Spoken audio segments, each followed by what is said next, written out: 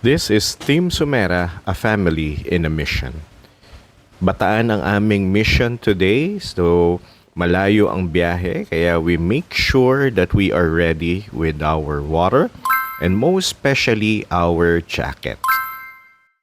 At dahil may malapit na parish sa amin, dumaan muna kami to say a prayer of protection, guidance, and also claiming victory for the mission.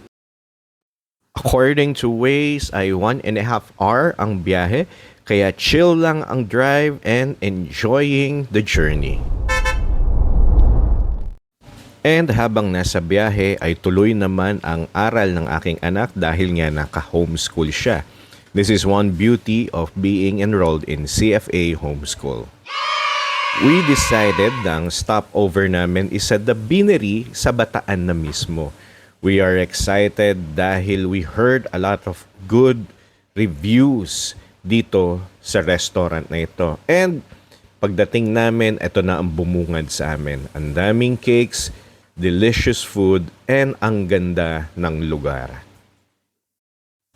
Sakto din naman dahil 15 minutes away lang siya sa St. Catherine of Siena Parish. At ayan na nga, abot tanaw na ang dambana ng simbahan.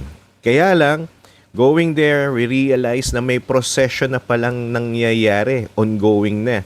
Kaya naman, tumabi muna ako to pause for the procession. Here you see my son joining now with the sacristan. Inikot nila ang buong simbahan at nakisama na nga talaga siya sa prosesyon. Shoutout nga pala sa mga kuya sacristan na new friends niya. At habang ongoing ang procession, sinilip ko muna ang lugar na kung saan gagawin ang mission. Ang laki pala ng event na ito. Kaya naman, takbo muna ako sa loob ng simbahan to ask for help, to seek grace, to ask for guidance and wisdom, and to pray as well para sa lahat ng mga students na attend dito sa event na ito. Shout out kay St. Catherine of Siena na I know is interceding for this blessed event.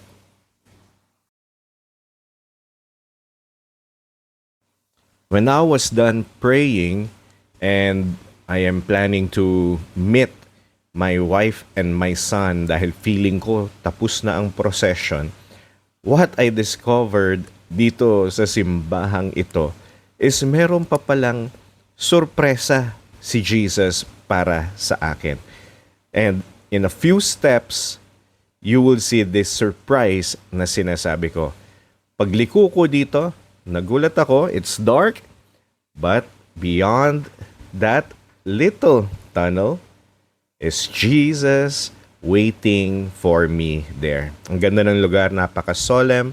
So again, I say a prayer for my mission, for my talk, and for all the students that will attend this Foundation Day. The event started with a Holy Mass and grateful din ako dahil nandoon ang Feast Bataan worship team. Sila ang namuno sa mga kabataan into a powerful, joyful, and lively worship. Sa part ko naman, I gave a talk about God being our potter, that He is constantly molding us to be the person who He wants us to be.